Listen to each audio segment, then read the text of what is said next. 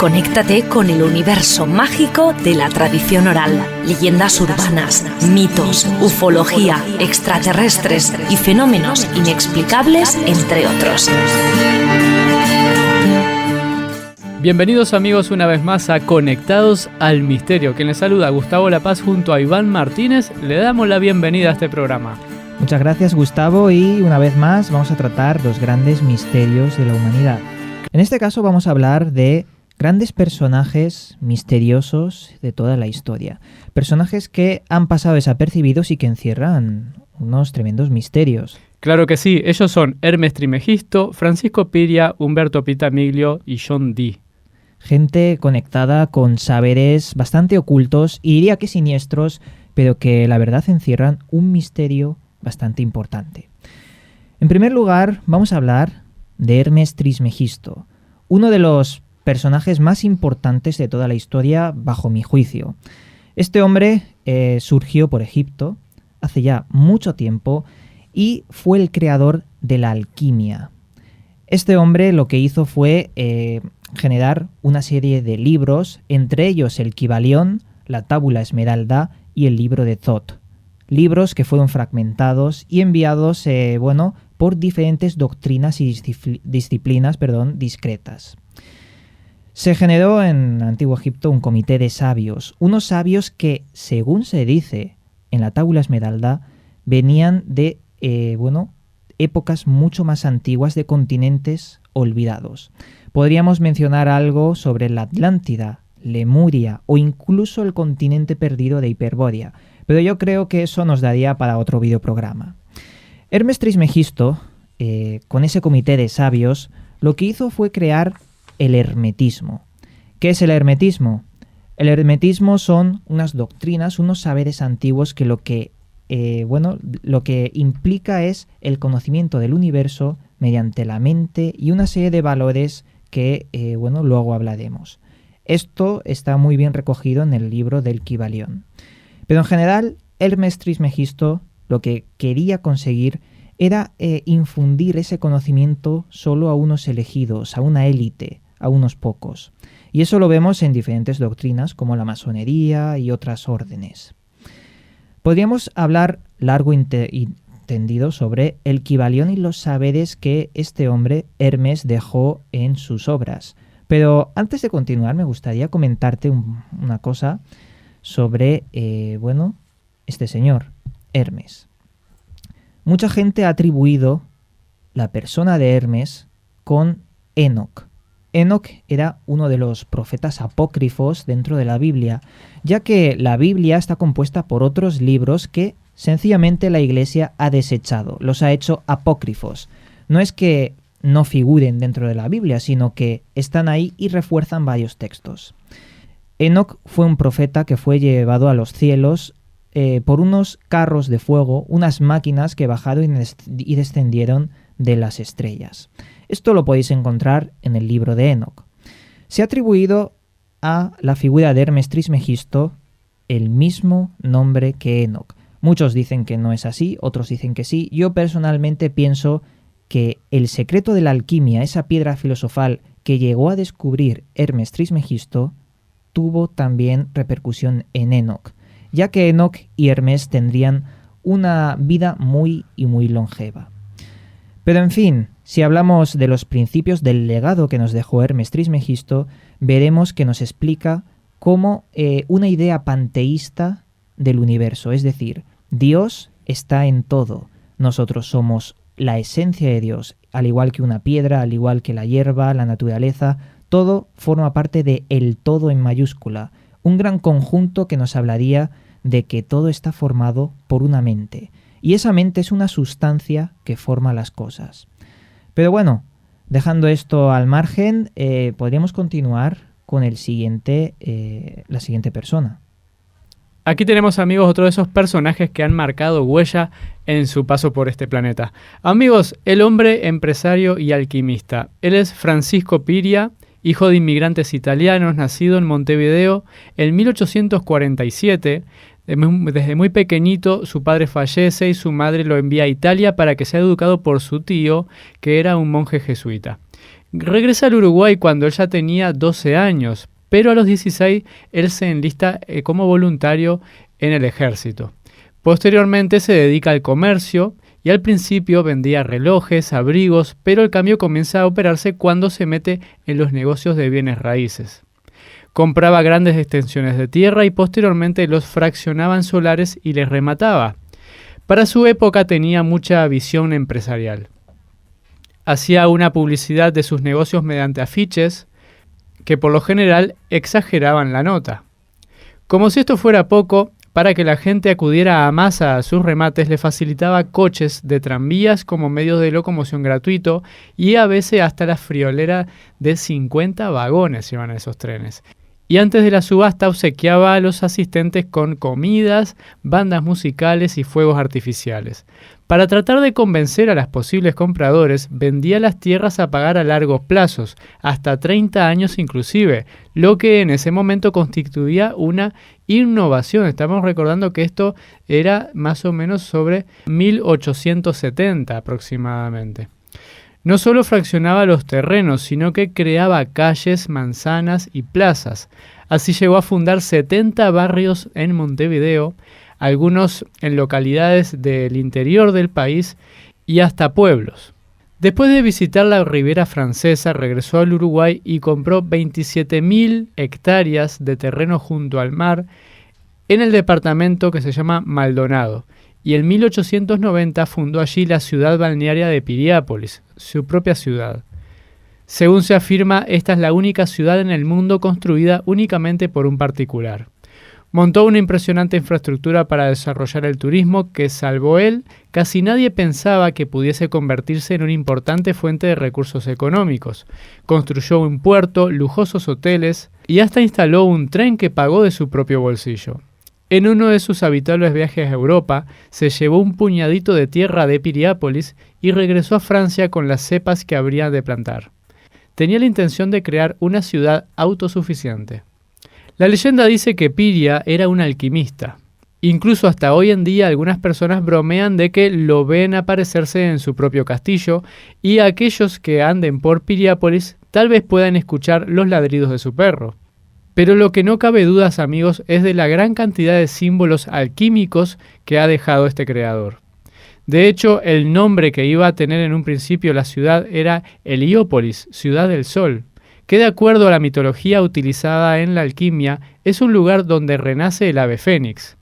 Muchos de estos símbolos son ostensibles en el castillo de Piria, una iglesia, las estatuas, las fuentes, la forma física del gran hotel que ahí se construyó y las ilustraciones de los vitrales. Incluso una foto aérea revela que uniendo con una línea los puntos donde se encuentran los principales símbolos, se aprecia una reproducción de la constelación de Acuario. Pero también ese nombre que le iban a dar a esta ciudad, Heliópolis, es además el nombre de un grupo muy discreto y universal de alquimistas que ha albergado tanto a laicos como a religiosos. La verdad que ese castillo y esas construcciones que ha hecho este hombre, rodeado de tanto misticismo y de tantos símbolos y aparte cosas que se pueden ver y palpar, pues la verdad que vale la pena descubrirlos. Y ahora, ¿qué te parece si pasamos a hablar sobre el arquitecto Umberto Pitamiglio? Umberto Ponciano Pitamiglio Bonifacino nació en Montevideo en noviembre de 1887. De profunda fe cristiana, se inició en los misterios de la alquimia de la mano de otro reconocido alquimista uruguayo como fue el que hablamos anteriormente, Francisco Piria. Fue entonces cuando cambió su nombre agregando una H, pasando a estar formado por 8 letras, por el doble simbolismo que representan para la alquimia la letra H y el número 8. Los vecinos le tenían miedo, pues decían que por la noche salía a caminar por la zona envuelto de una capa roja. Era un personaje bastante excéntrico, Pitamiglio. Y lo que más se destaca de este hombre fue que una de las construcciones más relevantes que hemos hablado en el programa pasado fue la del Castillo Pitamiglio. Pero él, cuando murió, no tenía descendencia. Incluso su familia era muy reducida y ya no tenía ni sobrino siquiera, porque el único sobrino que tenía falleció en un accidente antes de que él muriera. Lo curioso es que él decide entonces su gran fortuna donarla a organizaciones y también ese castillo él lo donó a la Intendencia de Montevideo, el ayuntamiento, como dirían aquí, pero con la condición de que se le sea devuelto el día que él regresara. Claro, era un alquimista. Es posible que conociera esos secretos de la piedra filosofal. La cosa está a ver cómo lo demuestra cuando llegue. Claro. Y ahora pasamos, Iván, a John Dee. Otro personaje también muy misterioso fue el llamado John Dee, quien se le atribuyó el mensaje enoquiano. ¿Quién fue John Dee? John Dee es un personaje del siglo XVI, un buscador del misterio, alguien que tenía conocimientos alquímicos y esotéricos muy importantes que llamó la atención a Isabel I, llegando a convertirse en consultor de la mismísima Isabel I. Fue también astrólogo, astrónomo también, y un profesor también bastante importante sobre matemáticas en Oxford. Se le han atribuido, y atención, más de 4.000 obras de filosofía ocultista. Lo que pasa es que más de la mitad fueron quemados, la inmensa mayoría. ¿Qué es lo que descubrió John Dee? Veréis. John Dee descubrió en un cristal de obsidiana que se le fue otorgado, según nos cuenta la leyenda, por unos seres que se hacían llamar ángeles. John Dee, tuvo un contacto con estos seres constantemente y le enseñaron el lenguaje de los ángeles, el enoquiano. Enoquiano viene de la palabra Enoch, del cual ya hemos hablado en un programa anterior. Enoch fue el profeta apócrifo del libro apócrifo de Enoch, que no está dentro de la Biblia, y nos relata cómo el ascenso a los ángeles, a las estrellas, por parte de unos seres que descendían en carros de fuego, muy similar al fenómeno ovni. Lo que aprendió John Dee fue ese mensaje enoquiano de esos seres que se hacían pasar por ángeles, o al menos eso es lo que les decía. El lenguaje de los ángeles, según les comentaba, era el lenguaje previo a la Torre de Babel, ya que antes de las lenguas de fuego que cayeron no tenían ningún lenguaje, según la leyenda y la metáfora bíblica. ¿Cómo funcionaba este lenguaje enoquiano? El cristal de obsidiana que fue otorgado a John Dee lo que hacía era vibrar y empezar a evocar sonidos, entre ellos el nombre de un ángel. Cuando John Dee reclamaba ese nombre, se le aparecía en su dormitorio uno de esos ángeles. Llegó a escribir 21 letras, 19 claves, como una especie de dibujos muy complejos, en 100 cuadrados de 2.400 caracteres. Y todo esto lo podemos encontrar hoy en día. Si es un fraude muy elaborado.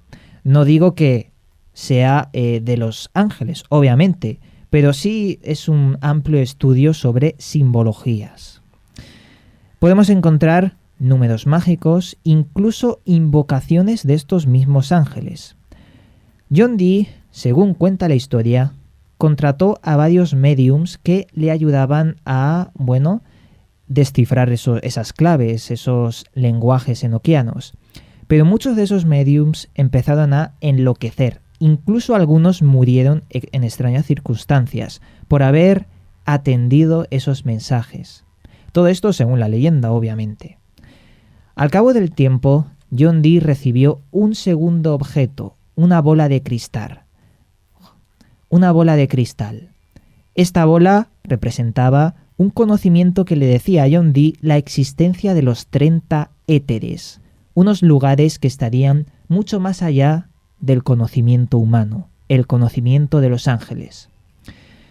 Después de la muerte de John Dee, los lingüistas no se pueden explicar la perfección y complejidad de este lenguaje. Incluso los textos y las claves cayeron en manos de la Golden Dawn, una sociedad secreta ocultista que hicieron muy suyos estos lenguajes, estos símbolos enoquianos para sus doctrinas.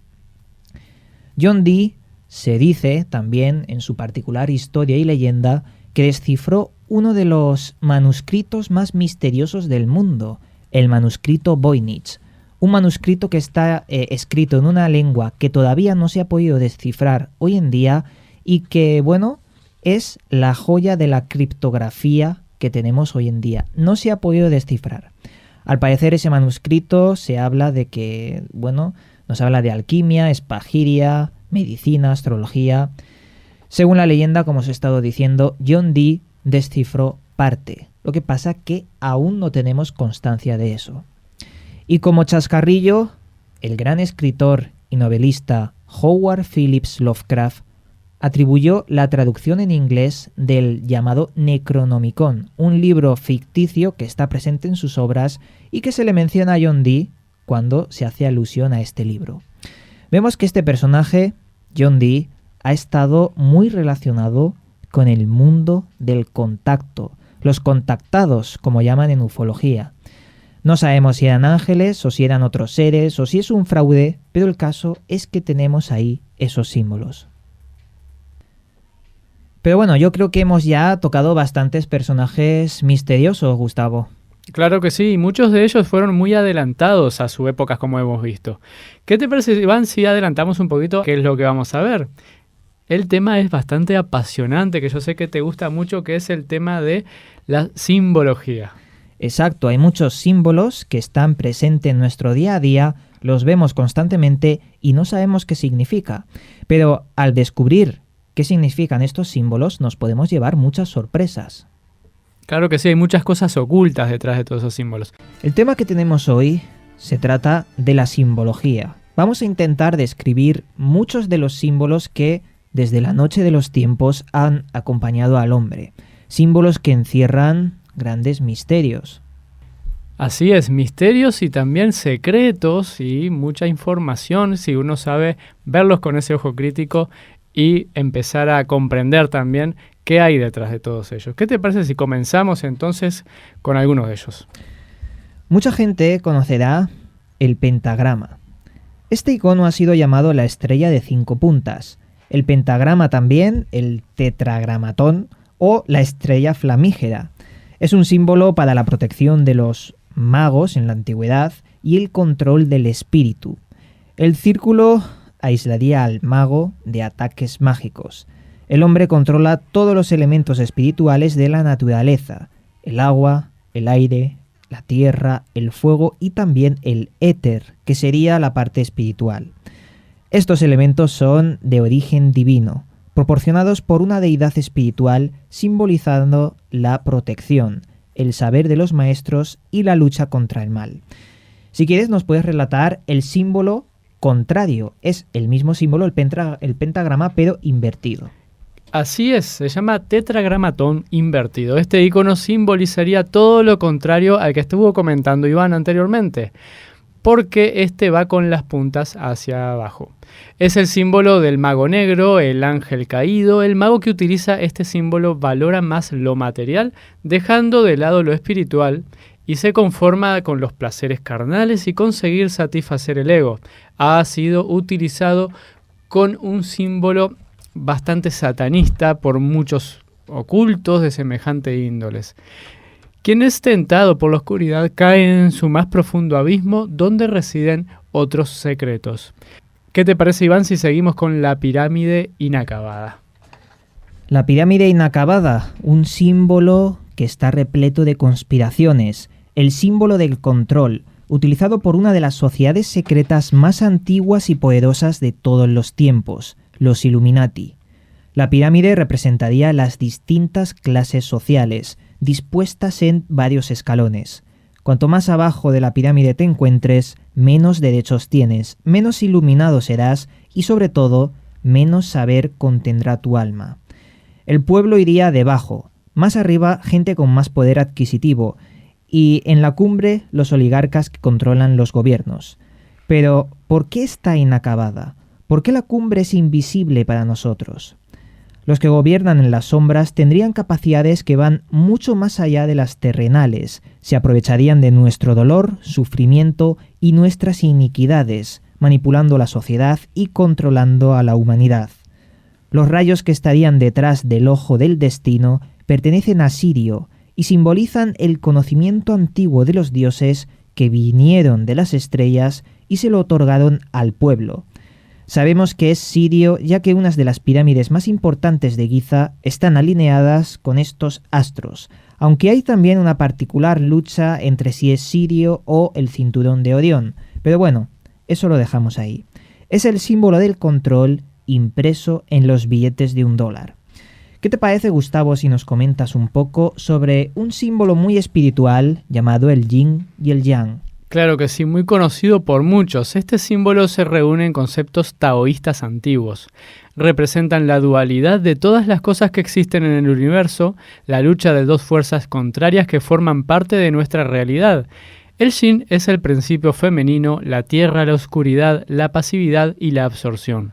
El yang es el principio masculino, el cielo, la luz y la actividad. Este símbolo representa la idea de la pureza que no existe.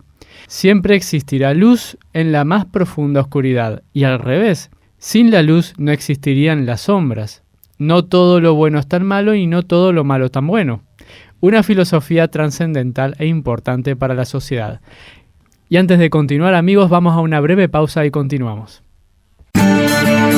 Conéctate con el universo mágico de la tradición oral, leyendas urbanas, mitos, ufología, extraterrestres y fenómenos inexplicables, entre otros. Continuamos el programa con los símbolos esotéricos y ocultistas de los que estábamos hablando. Hemos mencionado un poco símbolos de control, como la pirámide inacabada y el ojo del destino, pero también hemos hablado del yin y el yang y su filosofía. ¿Qué te parece, Gustavo, si comento un poco un símbolo que está asociado a la masonería? La escuadra y el compás masónico, símbolo que representa a las antiguas logias masónicas. La escuadra y el compás representan una entidad arquitecta del mundo y de los saberes. La G central se dice que puede representar dos cosas. Si pensamos que se trata de una G, para algunos hace referencia a la palabra God, que en inglés significa Dios, pero otros hacen referencia a la palabra Gadú, que sería el nombre simbólico con el que suelen referirse los masones al principio creador o causa primera del universo. Si pensamos que en vez de una letra G es una espiral, podría hacer referencia al universo y al eterno ciclo relacionado con el número de oro, el número áureo, presente en la naturaleza como si un gran arquitecto lo hubiera implementado para construir la realidad. Los masones intentaban esconder en la oscuridad los secretos del mundo. Pero bueno, hay otros símbolos que son un poco más benévolos y positivos, ¿verdad, Gustavo? Sí, muchos que se utilizan en diferentes religiones, como es el símbolo del Om. Las religiones dhármicas, el budismo e hinduismo consideraban el signo del Om como el mantra más sagrado existente. El signo se representa con un sonido y este sería el creador de todos los mantras, la palabra del Todopoderoso y el creador de todas las cosas. Este sonido hace referencia a la unión con lo divino, la conexión con el universo y con la divinidad hinduista absoluta, el Brahman. Sí, es un sonido bastante peculiar. Muchos monjes budistas utilizaban el símbolo del Om para de alguna forma conectar con el universo. Y si cada uno lo prueba en su casa, ve que cuando realiza el Om hace como una vibración interna. Algo que incluso se ha llegado a decir que es terapéutico. Sí, cuando muchos están estresados dicen Om. Sí, exacto. ¿Vamos a algo un poquito más ahora, más ocultista? Sí, vamos a hablar sobre la cruz hermética del alba dorada. Este extraño símbolo pertenece a una sociedad ocultista de Londres, que fue creado en 1888 por William Wynne Westcott y también por Samuel MacGregor. La Orden Hermética del Alba Dorada es una sociedad hermética de carácter secreto, en la que trataban temas como por ejemplo el esoterismo, saberes herméticos cabalísticos, alquímicos, telúrgicos, el gnosticismo cristiano y también la tradición rosacruz, de la cual estaría muy vinculada con los rosacrucianos. Su símbolo representa todos estos secretos. ¿Qué te parece si nos comentas un poquito sobre el gran símbolo del sello de Salomón? Pues sí, hay mucha gente que habla sobre él y la verdad que la presencia de esta estrella como símbolo se remonta desde la antigua Babilonia. Tiene significados diferentes según distintas culturas. La estrella de David, también llamado el sello Salomón, está formada por 2 grandes triángulos que formarían 6 triángulos pequeños con 12 aristas. Estas 12 aristas representan las 12 tribus de Israel. Ya en el Tíbet, los monjes tibetanos daban una representación de este símbolo tal como la fusión de las dualidades: el fuego y el agua, el aire y la tierra, el sol y la luna, lo masculino con lo femenino, es decir, simboliza la creación. El ancestral conocimiento de la Cábala contemplaba estas formas. Ellas sabían que esta forma representa multitud de fenómenos y la materia en el universo. Incluso en la actualidad, la estrella de la vida se encuentra escondida en los templos. Y ahora pasamos, ¿qué les parece?, al símbolo de Uroboros. Exacto, pero es interesante ver cómo un símbolo encierra tantos y tantos conocimientos. ¿Quién nos diría que, la estrella de Salomón o la estrella de David nos diría tanto sobre el universo, sobre el sol, la luna y sobre nosotros mismos? Sobre el símbolo de Uroboros, deberíamos decir que está representado por un gran dragón o serpiente que se muerde la cola. Simboliza el eterno retorno de las cosas, el renacimiento y la continuidad ante el angustioso paso del tiempo. Para los alquimistas, este era un símbolo sagrado de equilibrio ante los elementos naturales y la transformación de los compuestos. Es un símbolo muy antiguo, tiene más de 5.000 años. En Egipto se encontró dentro de un sarcófago de la pirámide de Unis, representando el renacimiento de los faraones muertos en otra vida. Para los nórdicos representaba a la serpiente Jormungand, que creció y creció llegando a rodear a todo el planeta Tierra, mordiéndose la cola, ocultando todo el conocimiento y saberes prohibidos. Para la mitología griega, Uroboros representa el mito de Sísifo. Sísifo, al igual que Prometeo, hizo enfadar a los dioses y fue castigado. Le sacaron los ojos, le ataron una piedra y le obligaron a subir una montaña. Cuando llegaba a la cima, caía rodando montaña abajo y así eternamente.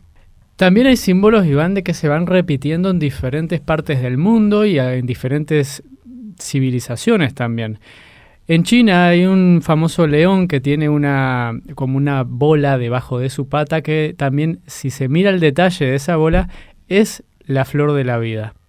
Y ese mismo símbolo está puesto debajo de uno de los arcos que tiene una estructura que tienen en Egipto, que curiosamente la han descubierto hace no muchos años y se vuelve a repetir en otras partes del mundo. Pero vamos a ver qué significado tiene esa famosa flor de la vida. Es un símbolo sagrado y presente en casi todas las culturas del mundo. Este símbolo contiene dentro de sus proporciones todos y cada uno de los aspectos de la vida que existen. Contiene cada fórmula matemática, cada ley de la física, cada nivel dimensional e incluso cada forma de vida existente en el universo. Se dice que este símbolo es capaz de despertar la memoria celular, revertir el envejecimiento y sanar enfermedades. La flor de la vida abre una ventana hacia la unidad con lo infinito. También algo curioso es que en los famosos señales que aparecen en los campos, los círculos de las cosechas, ¿no?, aparece este símbolo también que supuestamente está enviado desde otros lugares. Aparece bastantes veces y sobre todo hay que destacar la perfección a la hora de hacer esos círculos de las cosechas con la flor de la vida. Uh-huh. Pero si te parece, podríamos hablar del caduceo y la vara de Esculapio. El caduceo, según la mitología griega, fue regalado por el dios Apolo a Hermes. Simboliza el número 8, la medición de sustancias, pesos y medidas. El equilibrio ante la lucha de dos fuerzas opuestas, el comercio y la medicina. Es curioso cómo la palabra comercio y medicina están juntas desde la antigüedad. Este símbolo está formado por dos báculos antiguos, la vara de Esculapio, que forma parte del emblema de la OMS, la Organización Mundial de la Salud, y el báculo de Hermes Trismegisto. La doble serpiente puede tener un significado oculto, la cadena de ADN formada por reptiles. Y esto es una vieja historia que ya contaremos sobre los dioses que bajaron de las estrellas en el antiguo Sumeria. Sin duda hay una cantidad tan grande de símbolos, Iván, que, bueno, dan lugar a muchos programas prácticamente, ¿eh? Pero, ¿qué les parece si hacemos una breve pausa y volvemos enseguida? Conéctate con el universo mágico de la tradición oral. Leyendas urbanas, mitos, ufología, extraterrestres y fenómenos inexplicables, entre otros. Continuamos, amigos, con este apasionante programa sobre simbología en Conectados al Misterio. Vamos a continuar con el símbolo que se llama la triqueta.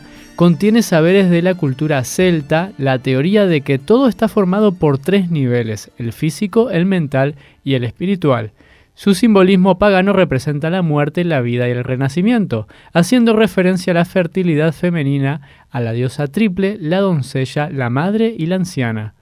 En nuestra actualidad, su forma talismán se entrega como un collar que significa protección, amor y honradez. Para los practicantes de Wicca, simboliza los 3 reinos, agua, tierra y aire, además de la diosa triple. Su simbología cristiana representa a Dios Padre, Hijo y Espíritu Santo. Es un símbolo muy empleado y asociado a la brujería, pero los practicantes de Wicca podemos decir que son los brujos modernos. Es como una nueva corriente, bueno, nueva, ya lleva bastante tiempo, pero bueno, la triqueta yo pienso que sería un símbolo de protección bastante bueno. ¿Qué os parece si hablamos de la esvástica? Un símbolo manchado por acontecimientos históricos, todo el mundo conoce que forma parte del emblema nazi. Sin embargo, la esvástica es un símbolo mucho más antiguo. La palabra viene de swasti, que significa bienestar, fortuna, suerte, éxito, prosperidad.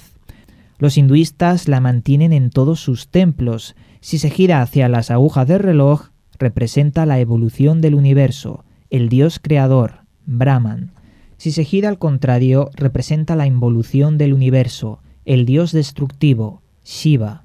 Para el budismo, la posición original fue la izquierda, aunque debido al nazismo y su parecido, a mediados del siglo XX la cambió a la derecha. Simboliza los 4 elementos: fuego, madera, agua y tierra. En China se usa en los cuellos de la ropa de los niños chinos para protegerlos de los malos espíritus. La esvástica nazi tiene una inclinación que la diferencia de las otras. Hitler creía y estaba metido en cultos esotéricos como, por ejemplo, en la Sociedad Zul, y usaba el símbolo para la protección mística de las tropas.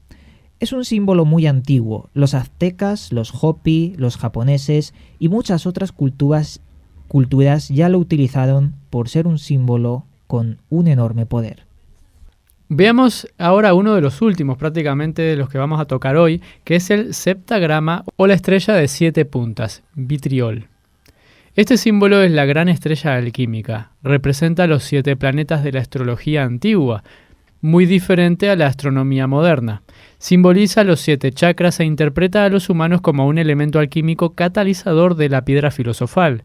Este símbolo ha sido utilizado por los masones y se refieren a este mediante la palabra vitriol, que significa visita interiora terras rectificatur invenies occultum lapidum. Visita el interior de nuestra tierra que rectificando encontrarás la piedra oculta. Las 7 puntas son el sol, la luna, el fuego, el agua, el rey y la reina, los elementos alquímicos esenciales para que el alquimista sentencie la materia más importante de todas. Las 7 puntas son el sol, la luna, el fuego, el agua, el rey y la reina, los elementos alquímicos esenciales para que el alquimista sintetice la materia más importante de todas, el último conocimiento, la piedra filosofal. Y ahora pasamos ya al último prácticamente, que es los símbolos astronómicos. Sí, los símbolos astronómicos son algo que mucha gente ya conoce. Son imágenes o signos usados para representar varios objetos astronómicos, como los planetas, asteroides, y me ha parecido interesante incluir este símbolo en este programa porque son motivo de confusión y aparecen en muchos lugares. Y ahora vamos a uno de los últimos que tenemos preparado para este programa, que es bastante controvertido, ¿verdad, Iván? Exacto, es la cruz invertida, un símbolo, como bien has dicho, muy controvertido. Todos sabéis que la cruz sin invertir, la que utiliza el cristianismo, fue un instrumento de tortura para crucificar a las personas y posteriormente el símbolo de la religión cristiana. Digo de tortura porque ya sabéis que la crucifixión no es algo muy bonito. ¿Qué significa tiene invertir la cruz? Para el cristianismo, la cruz invertida simboliza las acciones impuras y la maldad del ser humano, ejercida por grupos contrarios a Dios como los satanistas. Para el satanismo, invertir la cruz significa rechazar a la Iglesia y sus dogmas, ser contrarios a sus leyes y doctrinas, debido a la corrupción de estas instalaciones eclesiásticas. Y nada, con esto os hemos mostrado unos cuantos símbolos que seguramente, ahora cuando los veáis, tendréis una visión muy distinta a anteriormente. Muy bien, y dicho esto, ya acabamos este programa. Claro que sí, amigos. Aparte, la semana que viene vamos a estar hablando sobre libros sagrados. Un gran tema. Libros sagrados, un tema que seguramente va a apasionar a mucha gente. Claro que sí, amigos. Vamos a reencontrarnos entonces la próxima semana. Pasen muy bien. Un saludo y hasta pronto. Conéctate con el universo mágico de la tradición oral, leyendas urbanas, mitos, ufología, extraterrestres y fenómenos inexplicables, entre otros.